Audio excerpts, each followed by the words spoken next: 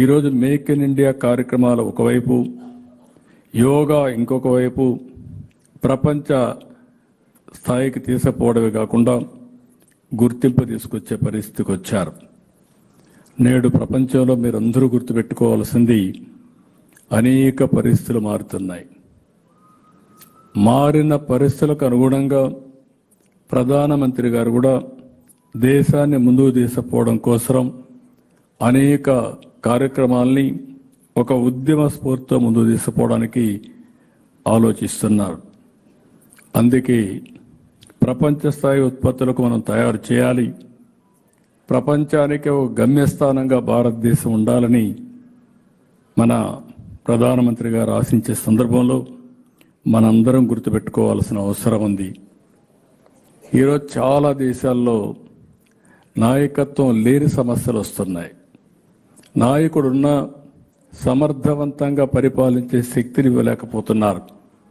భారతదేశంలో సరైన సమయంలో సమర్థవంతమైన నాయకుడు ఉండడం భారతదేశానికి ఒక అదృష్టం అని చెప్పి కూడా నేను మీకు తెలియజేస్తున్నా.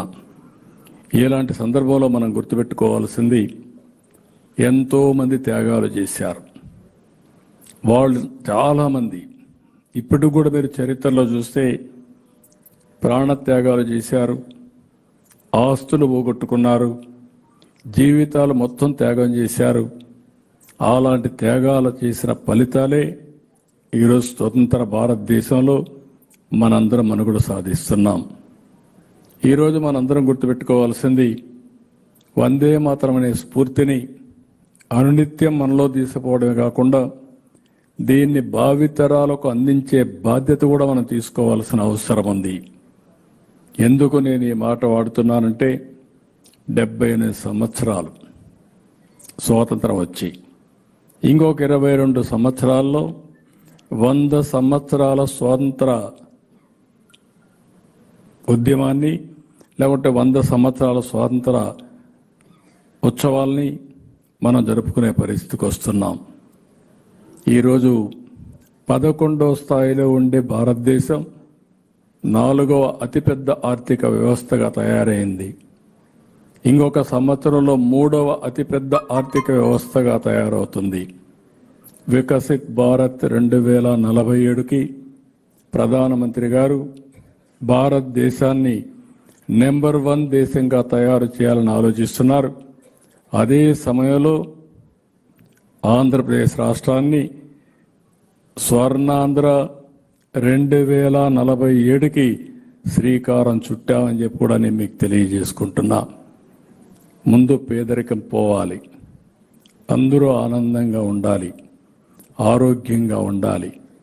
అందుకే ఒకే స్లోగన్ పెట్టుకున్నాం, వెల్తీ హెల్తీ హ్యాపీ సొసైటీ లక్ష్యంగా ఈరోజు పనిచేస్తున్నాం.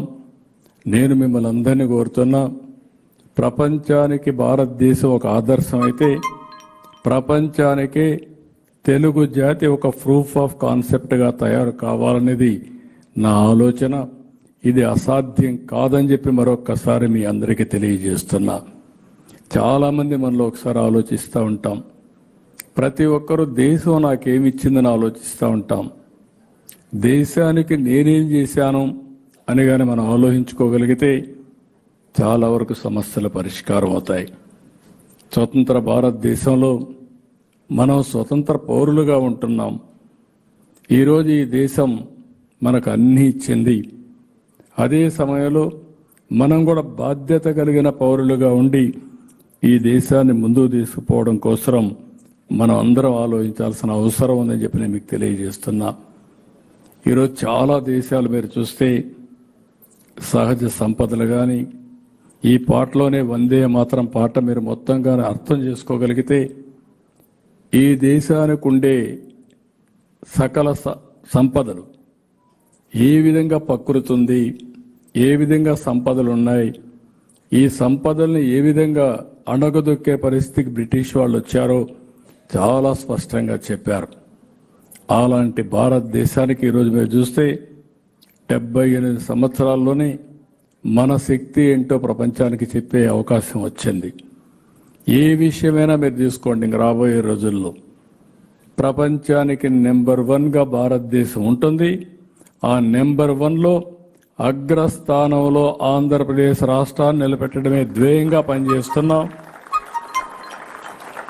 మీరు ఒకసారి టెక్నాలజీ తీసుకున్నా, లేకపోతే ఇంకొక పక్కన అభివృద్ధి కార్యక్రమాలు తీసుకున్నా, లేకపోతే సంక్షేమ కార్యక్రమాలు తీసుకున్నా, అన్నిట్లో కూడా మనం ముందుంటామని చెప్పి కూడా నేను మీకు తెలియజేసుకుంటూ, మరొక్కసారి వందే మాతరం మనం ఏమాత్రం కూడా మర్చిపోవడానికి వీలు లేదు.